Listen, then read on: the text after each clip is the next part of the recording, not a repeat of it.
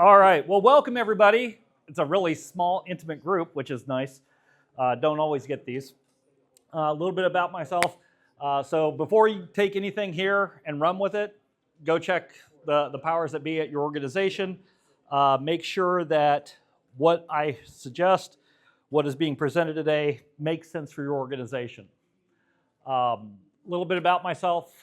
So if you were here for Jeff's earlier talk, when he mentioned that there was somebody in here who wrote the materials, a lot of those materials from ISACA specifically, I'm responsible for. So whether it's the governance of enterprise IT, the risk and information system control, information security management, their CCOA program, and their soon to be released AI security management course. Don't shank me in the parking lot if you get mad at me.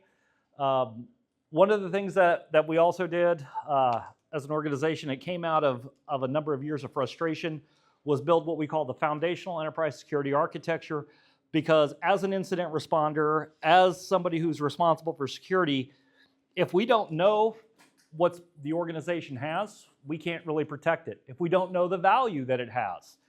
How many of us have ever been in that issue where it's like, oh, we found this problem, and it's like a major problem to the organization, and this is our highest risk? Anybody ever gone through that? Yeah. And they, as Jeff mentioned, they look at you like you're an idiot, as a gentle way of putting it.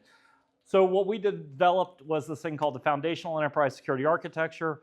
Again, as we go over today, again, I've got about 100 slides. Don't worry, I tend to be speaking very fast. I've had like 29 cups of coffee this morning on my way out. Moved originally from Columbus, Ohio, down to a little place that Zillow said was Louisville adjacent. It's over in Brandenburg, which is an hour away from here. But as we go through this, I just want to be able to make sure and let everybody know it wasn't just me that put this together. It was because of my frustrations, yes. But ultimately, what we wanted to do was, how do we make our industry better? How do we make organizations better?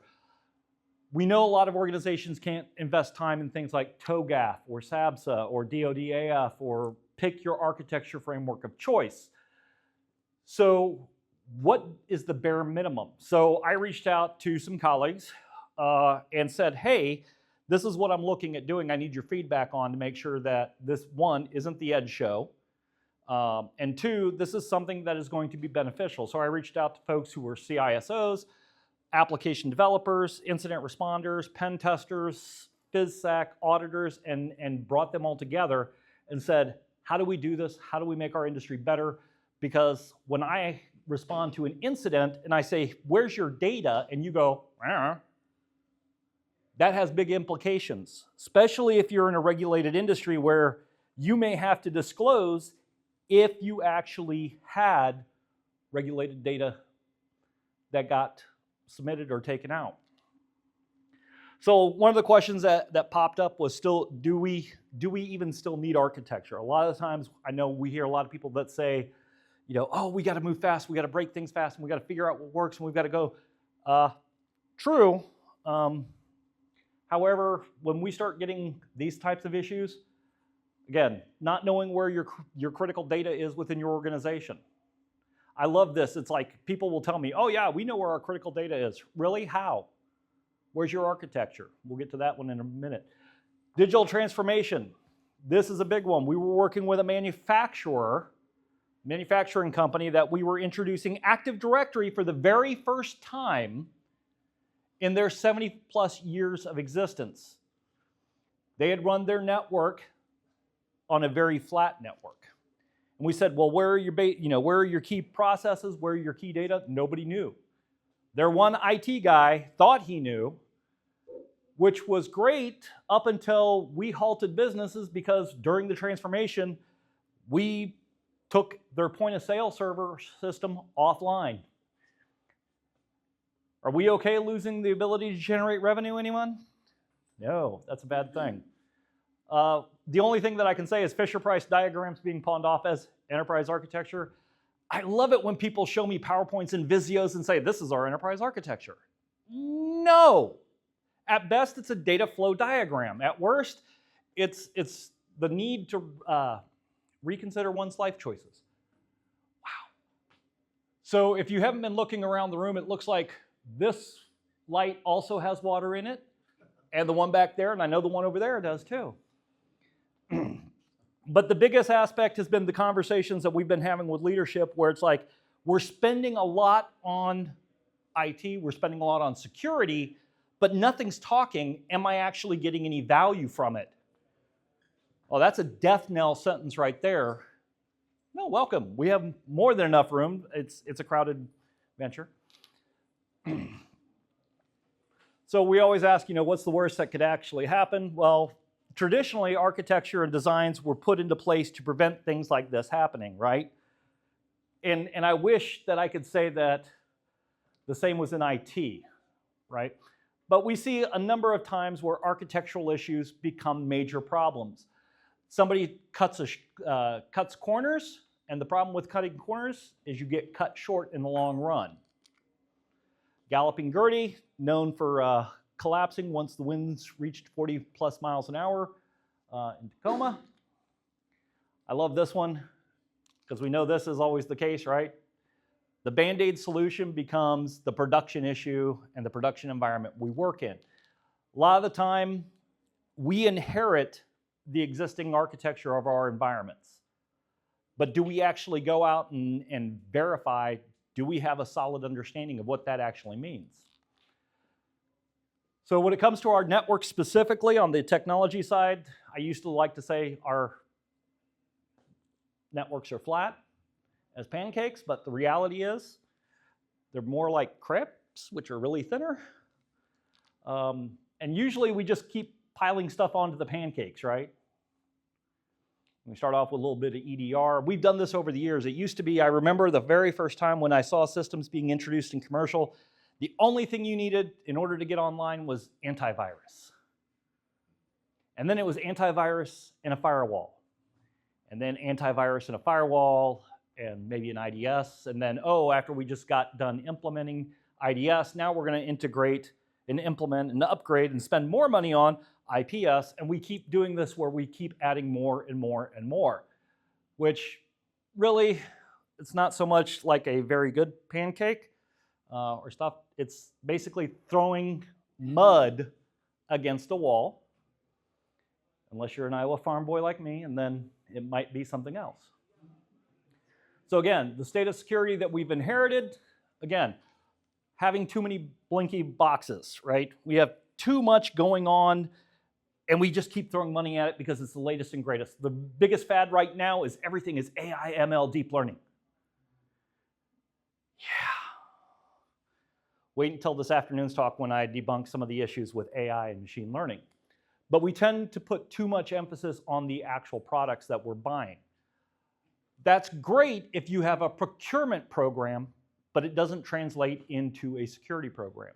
It doesn't translate into a security architecture. Framework fatigue. I don't know how many times in my career I've seen organizations that pigeonhole themselves into a compliance framework where they focus and put all their efforts into Sarbanes-Oxley, and then they do, PCI, and then they do, something else that they have to apply to, instead of just deciding across the board that we're going to harmonize all the controls and we're going to make everything work together and communicate more effectively. Add in that we're now being required to do more with even less than less, and it consistently gets there to demonstrate value that we're bringing. Well, what value does security actually bring to an organization? When done properly, it's a value protection, or it's a revenue protection, brand protection that you're offering. You're providing the stakeholders more assurance. The lack of vision, running in circles, chasing those shiny objects. Sometimes those systems get put into place because an executive read it on a flight out to New York in Forbes. You're laughing. Tell me I'm wrong. I'm not. That's why I'm laughing, because you're absolutely right. I have seen organizations, we had one client that they were predominantly in the cloud, AWS. Development shop used Macs, and pretty much everybody in their enterprise used a Mac. There was some new Windows vulnerability that came out, and he's like, should I be concerned about this? And I was like, did you guys introduce Windows anytime soon that we're not aware of? Well, no, then you don't need to. architecture gives you that vision of where you want to be. Again, no matter how much you spend, we're still getting popped, not because of the fact that we're spending money, it's because we're not thinking. A lot of the times, mid-management, senior management sometimes equates spending with having a strategy, and that's not always a good litmus test or a good metric. The big one that I like here, so not actually having a clearly defined architecture, asking the question, how does it work, and not being able to understand. So you go to log in, you find out things are bolted on to your shadow IT from a legacy ERP system, and you have data that goes back 60 years. But when you go to log in, you probably go through somebody's firewall, hopefully it's your own, to a data center somewhere, which you then find out is actually cloud-based. That cloud-based is a cluster of Kubernetes and Palau. And I wish I could say that I was making this up, but I'm not. It does something. This is from a client conversation where we map this out. They knew that they had some type of identity thing, and that it goes to Dave. And oh, by the way, Dave retired 4 weeks ago and still the only one with the password to the ERP system that they're using.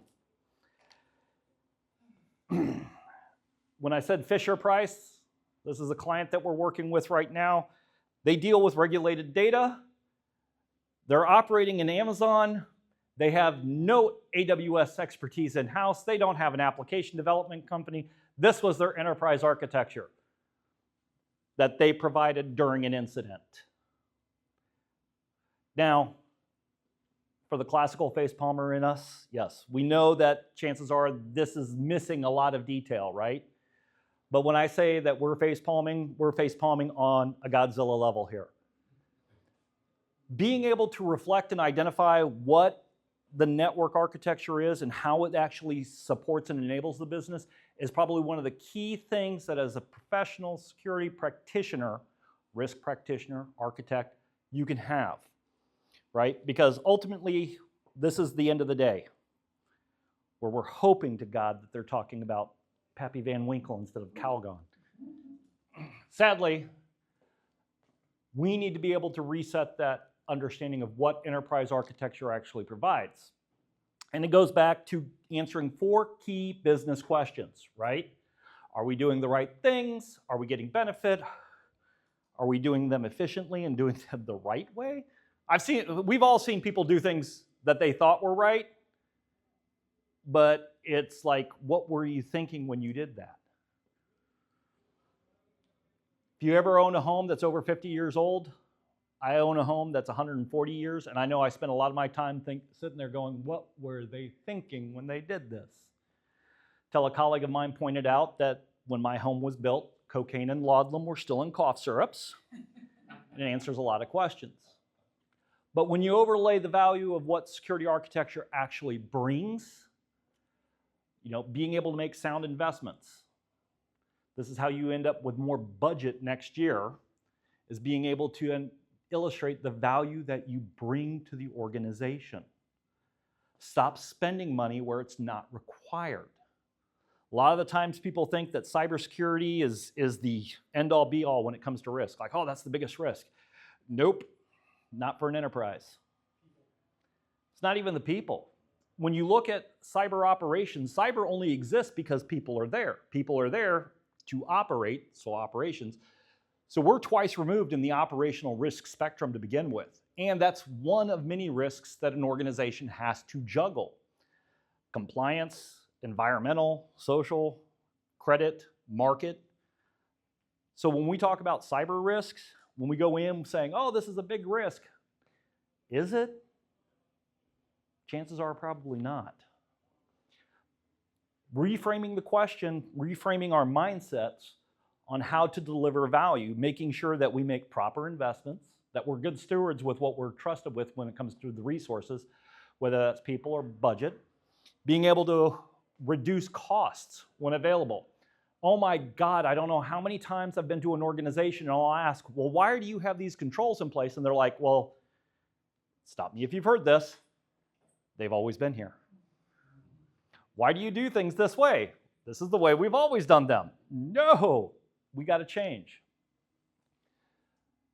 Making the difference between spend and invest, right? The key question I usually come back to is it integrated into operations? Does it become part of the enterprise's DNA? Do they start taking it for value? We can implement all day long. Implementation isn't a success metric. Is the organization, is the enterprise actually using it? Again, it's not because we didn't spend enough, it's because we didn't think things all the way through. This is where Murphy usually sits there and looks at you and says, hold my beer, right? Sounded good at that moment. So what is FESA and what is, more importantly, what it is not? So my grandmother made me read Rudyard Kipling when I was growing up. Anybody else? Okay, we have one. Serving 6 honest men, right? Who, where, when, why, what, and how. These are what we need to be able to articulate back to the business. So when we developed the foundational enterprise security architecture, we meant for it to bring clarity, right? So what we wanted to do is understand, first of all, why are we there? And not in that, existential, why am I here type grander philosophy of the universe, but understand the context of the business, of the organizations that we're serving. So the first thing we start off with FESA is understanding the business context. If you don't know what the organization holds valuable, how can you protect that? Short answer, you can't. Or if you don't know what your organization even has, such as inventory. Oh, we'll get to that in a bit, but yes. This then takes us to the next layer of the enterprise architecture, understanding the information that we're handling. From there, understanding the applications that are used, whether they're bespoke, developed in-house, or common off the shelf, or SaaS provider. Understanding the technologies that are in use. Are we a Windows shop, Linux shop, Mac? Yes to all of the above. From there, moving into the physical, and this is one of the areas that we actually had a lot of passionate discussions over, because everybody's like, wow, everybody's moving to the cloud. Is everybody moving to the cloud? Is everybody putting everything into Uncle Jeff's data center? Probably not. They may be utilizing parts of it, which means, guess what? You still have assets that are sitting in somebody's data center, or if you're in a work for remote, are in places that you don't necessarily have direct control, but you should be aware of. From there, we get into the people layer, understanding the human element, because again, that's the target of an adversary. We need to protect them the same way we protect that technology. Moving into the assurance, being able to go back and answer those questions of, are we doing the right things? Are we doing them the right way? Are we getting value? Being able to move from there and deliver the associated prerequisite services from a security perspective. What security services can you provide the organization? And it can't be just figure it out, right? I've seen organizations, in fact, one stint in my career, I was working with a retailer. They spent a lot of money up in Columbus, training an incident response team, getting everybody trained, getting them certified, buying all the different technologies. Everything was going great. And one of their stores in Hawaii got popped. And they were like, oh yeah, we're gonna enact the incident response team. We're gonna fly out. And procurement said, that sounds like it's gonna be really expensive. And they ended up going with the Geek Squad to do a forensic thing, which general counsel did not understand internally. External counsel was kind enough to explain to them why that was such a bad idea. They lost all chances of litigation and had to report that they had lost some credit card data as a result of it. What services are you providing and what services can you actually provide? What do your shareholders, your stakeholders believe you can deliver? Do they think that you can do incident response in the cloud? Memory forensics? Dead box forensics? Or is it more along the lines of they think you can act and operate as Mandiant, but you're using Unix with like strings to find stuff? Again, the goal was to bring clarity to architecture. Now, we have seven layers that result in providing those services. Again, each of those services that is offered, we're looking at different areas. We've got about 20-some key areas of focus that we felt were most important to be captured, and we capture this in there. Yes? And forgive the question, but I'm having a hard time reconciling some of the tenets of this framework and how it's already covered in some other areas. Like, you're talking about business context, there's elements of enterprise risk management in there. You're talking about, some of the, excuse me, some of the security controls, the articulation of those controls, those can be captured in policies, procedures, even data classification, BIAs, things like that. So what I'm trying to figure out here is this taking those elements and looking at it, solely from the architecture, or is it repackaging those things into a different palatable format? Yes. And the big question is it's going to be serving multiple purposes depending upon the organization. When we developed this, there were organizations that had less than 50 people. There were some that had multinational thousands upon thousands of people. What we tried to do was distill it and say, okay, what is the bare minimum that an organization, regardless of their size, can have? So we have packaged it such that with the proper tailoring, all the questions you just asked about, will it be covered in policy? Policies are actually in the architecture, in the framework. So if you have nothing coming in, you can grab this and say, okay, at a minimum, I need these policies. I need these basic controls. Once you map to what the organization actually has defined as being important. I think that's probably where I'm having a problem, because I think philosophically, the policies and the procedures are an articulation of business decisions that should then drive the architecture, not the architecture in driving the business. So maybe that's where I'm getting hung up. So from a business perspective, yes, business should drive architecture. Do most businesses actually value architecture or understand the necessity for it? Well, I would question that many in IT leadership would be questioning the value of architecture considering what they slam in. Well, that's the entire conversation we had with the manufacturer was when we first started, we mentioned we needed to do a discovery to capture this because they didn't know. And they're like, well, we've been successful for the last 70 years. Why do we need it now? That was resonated very clearly with the CFO when the CFO could not access the point of sales network. And he was like, what happened? Well, you said it was good. And we took down that line of business. And he's like, how did you miss that? And I was like, I don't know. We asked, and we have every other revenue generating line, but your point of sale system, because normally I don't think of breaking out an Amex to buy, widgets that are fabricated by a steel manufacturing company. Could be wrong. But. So when you're saying architecture, my immediate thought is a technical architecture. To me, this seems more of a, for lack of a better way to say it, more of a management architecture and not, I mean, yes, it will result in technical controls, but it drives down from the why we're doing a thing to what that thing is doing and creates. One of the big things that we did was make sure to create a traceability matrix for why that system exists in the first place, why that control is there, which is a little bit unique, again, because of the fact that a lot of the times we have instances where a control exists and nobody knows why it's there. Realistically, every control that exists should be tied directly to a risk.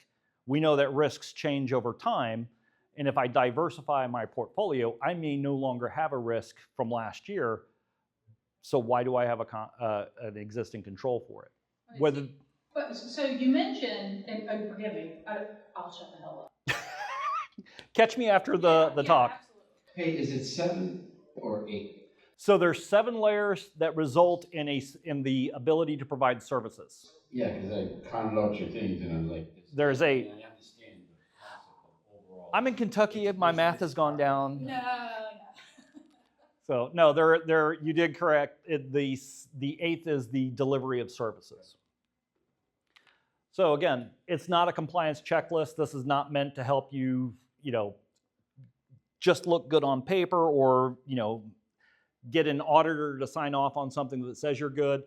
This is something that you can operationalize really quickly working with the business, especially if you're in a small organization or you may only have 1 or 2 resources that are IT and security and compliance and audit. Anybody ever been in those organizations where you've got like 5 different hats but only 1 salary? That sucks. This ties it back to why are we doing this thing? Going from the conceptual down to basically the physical. It's not just a tech solution. Again, why are we doing the cyber? We are there to support an organization. What does this actually provide the organization? Because again, it's not for those large organizations. Yes, we had some very large financial service organizations, retailers that were involved, all that fun stuff, municipalities. We also had some organizations that didn't. Again, it's not magic. It's 3 years of development based upon what I can only say is lessons learned from 20 different people, most of whom have over 30 years in the industry. So we're learning from everybody else's mistakes, so nobody else has to reinvent those mistakes. So again, we answer questions. Again, what we're protecting, why we're doing it, how it's being processed or handled, where it's being actually done at, and ultimately the people and why. Again, when we talk about the architecture, it's very easy, especially if you're coming from a technology side, to slip right back into the technology. Firewall won't firewall without being properly configured. It requires people, process, and technology, what I like to usually refer to as the unholy trinity. So when we look at the people, understanding and making sure that, yes, our people are properly trained. I love to hear an organization that says, yes, we train our people on security. Cool. How many hours per year do they get? Oh, they get 2 hours a year. How many hours a year are you under attack? Oh, 8,760. That sounds like a good trade-off, right? People are just trying to do their jobs. And I know this is going to come as a surprise to nobody. Most people that work inside their organization don't deal with cyber on a regular basis. Their human resources, their procurement, their marketing, their sales. They're just trying to do their job. The criminal syndicates out there are the ones who are trying to get the organization to part with their hard-earned revenue.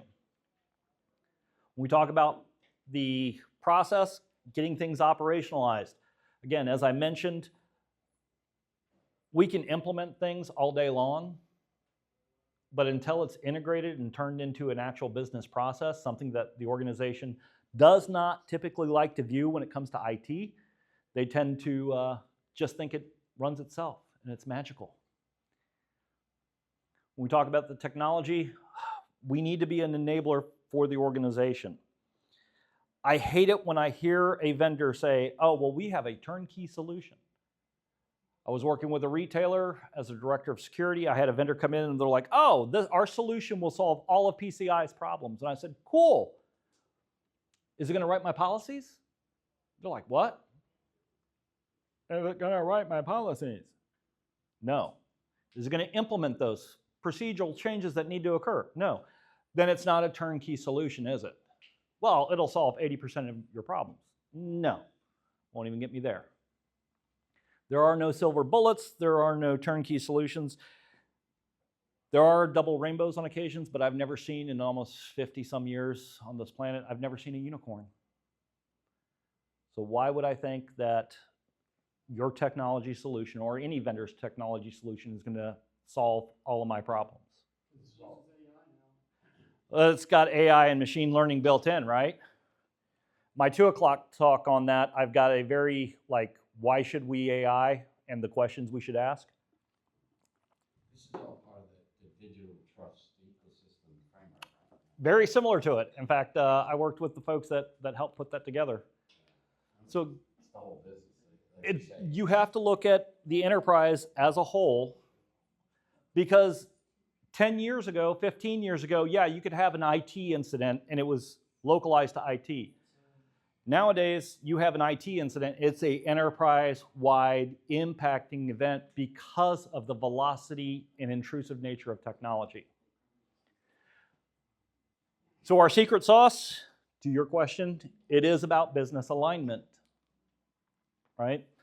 Changing the mindset, getting those security. When we talk about the security capabilities of the organization, you may not need to have a Mandiant level incident response. Are we dancing? Yeah. Cool. You need to be able to get the business operational to where they need to be at. And spoiler alert, not every organization is going to be at a level 5 capability maturity anytime soon. I can honestly say, after 4 decades of doing this, I have only worked with 2 certified level 5 CMMI organizations.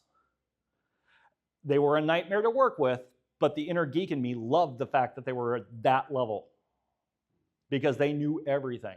Their help desk, if they could not resolve a problem inside of 5 minutes, the user was given a new workstation.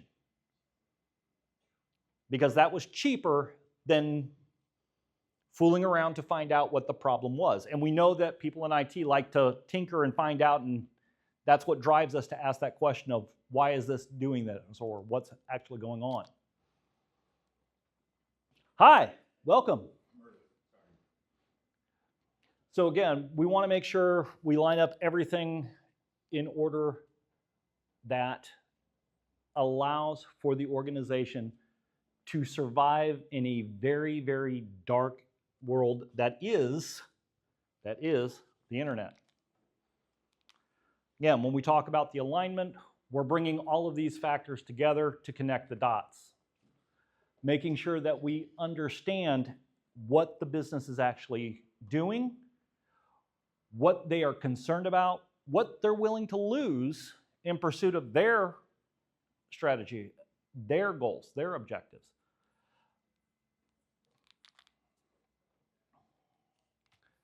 So one of the things that we wanted to make sure is that everything that we did was to be an enabler and not a roadblock. Too many times, security is viewed as the department of no. No, you can't do that. No, you can't do that. I think we should change it to the department of knowing how. How do we do this? How do we ensure that we don't cause problems for future selves? Understanding what we're actually protecting.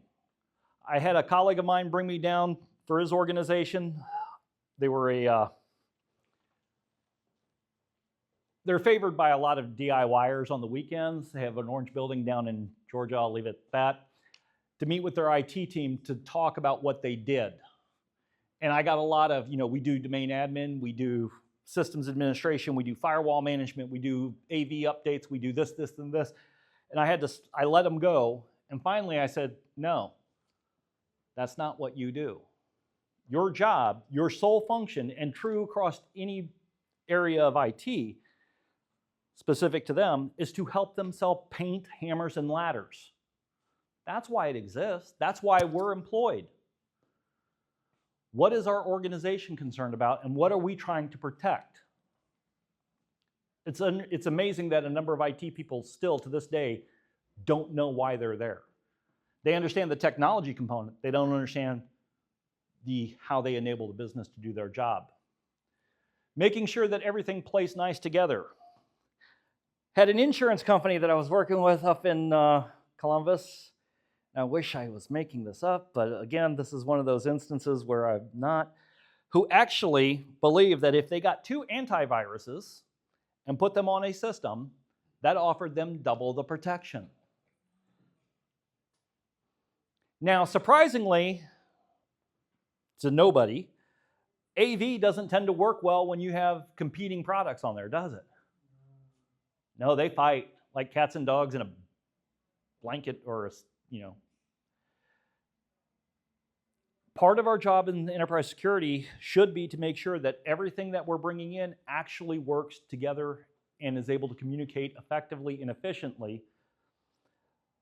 The goal of the enterprise security architecture that we've provided and laid out is to help senior management understand technology a little bit better than they do today, and understand that as a professional, we're not just making it up as we go along. We actually have a plan that works and that you can actually leverage for your organization.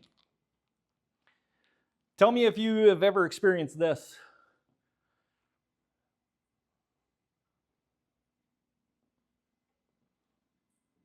So with FESA, we changed the narrative. We changed the discussion. A lot of these in here were provided from real-world case studies that we saw. You know, can we upgrade our system? That should be a no-brainer, right? It still works. Why do we want to spend the money?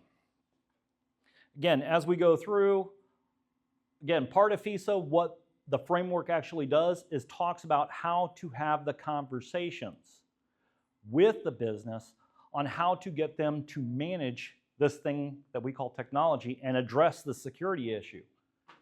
Nobody wants to wind up on Craigslist for the wrong reasons, right? And is there a good reason to wind up on Craigslist, ever?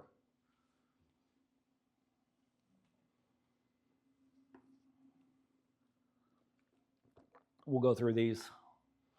I love these because some of the ones that came in were like, I love the tabletop. This is the one that made it in. The other one was not safe for work.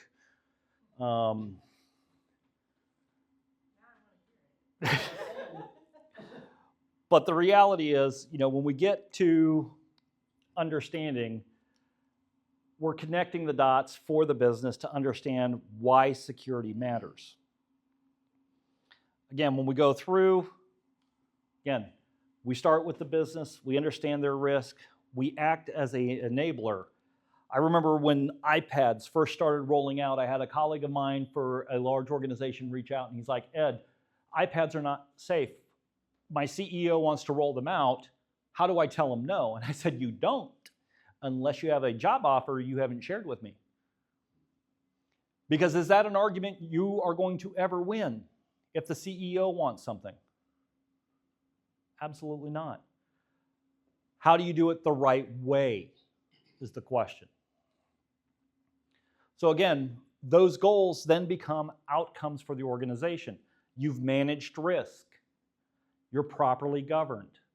You're aligned with the business. Oh my God, if that's a benefit to anybody, it should be viewed as a benefit to security because now we're seen as a trusted advisor instead of the Department of No. Some of the red flags associated with walking into what we've inherited from whoever left. They were nice enough to leave us a bad architecture. Again, the business of no. Again, we are not there to be a bottleneck. We should be an enabler for the organization. Walking in and you see that you've got the best of breed, best of everything, and you find out that the analysts that are working on it have never been trained on it. Anybody ever seen that? I had a client that was ripping out Cisco and putting in Palo Altos, and I said, that's great, you're modernizing. When are your staff going to be trained? Well, a firewall's a firewall, right? Well, no. Not knowing where the crown jewels are. This usually falls in more of the folks in IT and security not actually understanding. You know, we look at cyber threats and we look at, this could be a bad impact for the organization, and this is, why are we there? What are we there to protect? A lot of times organizations don't want to go through the exercise of classifying data, so they make all data sensitive. Well, when all data is sensitive, it's like priorities, right? Out of these 10 things you gave me, what's the priority? Well, they're all a priority, so none of them. Cool.